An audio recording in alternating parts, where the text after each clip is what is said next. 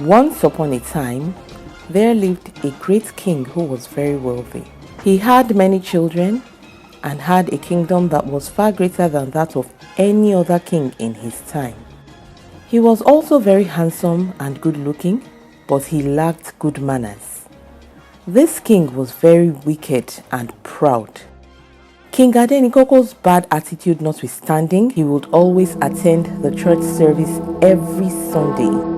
One day, just as the choristers were rendering their special song in the service, the king noticed a particular chorus was most melodious. And although it was a very melodious chorus, he couldn't tell the meaning as it was sung in a foreign language. And so he asked to know the meaning of the chorus that was sung. Someone translated it for him, saying, "He removed the high and mighty from his throne, and he raised the poor." On hearing this, King Adenikoko became very angry. His eyes became very red with anger, even as he broke out in sweat. He turned to the other person sitting next to him and said, "Remind me by the end of this service to teach these fools wisdom. No wonder they have been singing in a foreign language all this while, when in fact they have been insulting me. All over this land, who doesn't know how great and powerful I am? Even kings know me. The ballets give honor to me. God has his throne in heaven, and I have got mine on earth. I can't possibly remove him from his throne, and I'm very sure he can't remove me from mine." This was how the proud king bragged about his kingship, forgetting the power of his creator. But God saw his attitude and heard his words. He laughed and said to the angel before him, "Did you hear what this foolish king is saying? He has forgotten his creator in spite of all I have done for him. There is no day that I don't get to see this foolishness from these beings whom I have created, but I have mercy on them and do not punish them as much as I should because I created them. They seem to always forget that there is nothing I can't do. This king has just spoken foolishly, and I should take his life right away so that he should cease to exist. But I won't do that.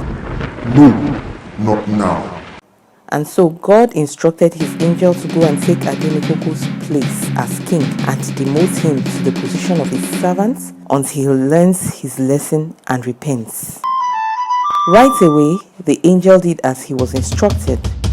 Almost immediately after King Adenikoko finished making his threats, he fell into a deep sleep right there in the church. This was the doing of the angel as he transformed the foolish king into a raggedy looking person, and he himself was transformed into the image of the same king.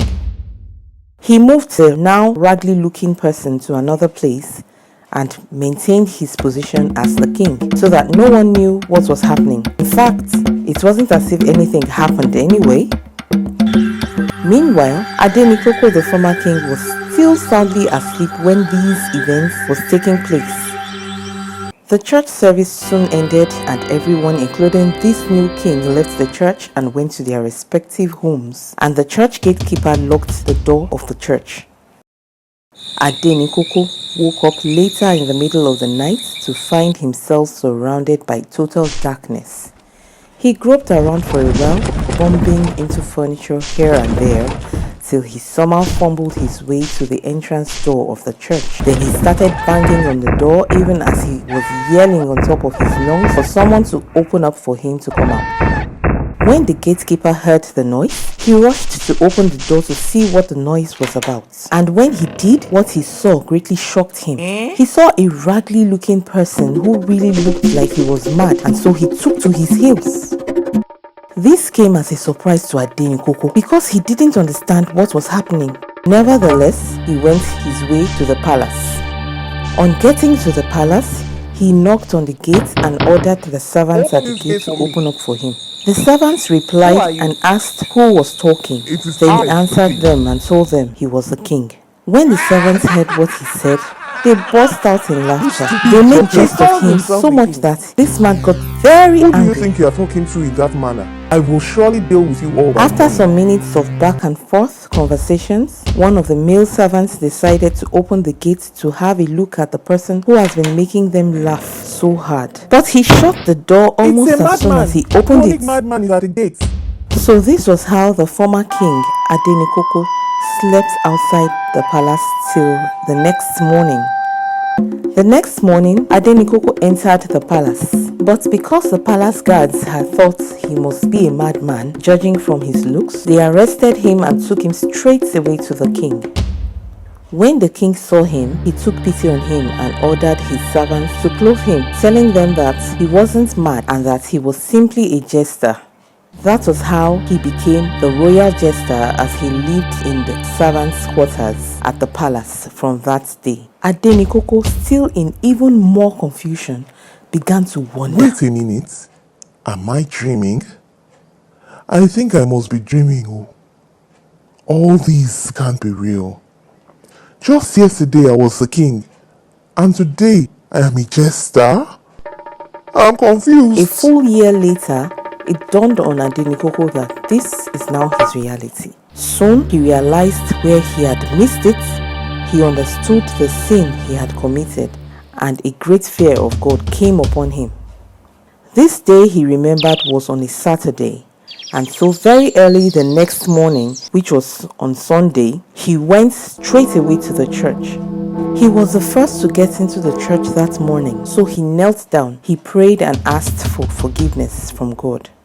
During the church service, when it was time for the choristers to render their special song, Adenikoko listened very carefully to hear again the part of the song where they will sing the chorus that was translated for him the other day. He removed the high and mighty from his throne, and he raised the poor.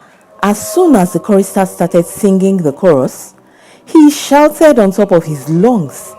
He shouted so loud that everybody in the church laughed so hard, but it didn't bother him, for he thought to himself, I understand the situation of things now. I don't mind you all laughing at me. I might look stupid now before you all, but I shall be pardoned and raised up by tomorrow. Soon after the church service ended, and everyone went to their various homes. When everybody had left, Adenikoko went to humble himself before the altar and prayed fervently with his whole heart to God. After this, he left. No sooner had he gotten home than the king sent for him. And when he presented himself before the king ordered all his subjects to leave them alone, which they all did. After they were left alone, the king got up from his throne, locked up all the windows and doors of the room, and the entire room was in total darkness. Soon, the sound of footsteps were heard as of 1,000 footsteps, and the room began to shake. Suddenly, there was a great calm and everywhere became quiet. Then the room brightened with great light, so that when Adenikoko lifted up his face to see, the king was transformed into an angel. Adenikoko became greatly afraid, but the angel comforted him and explained everything to him. Afterwards, Adenikoko was pardoned and restored to his position as king. Now, King Adenikoko greatly feared God and repented of all his past deeds. This was how the once proud king became a great and wise king. The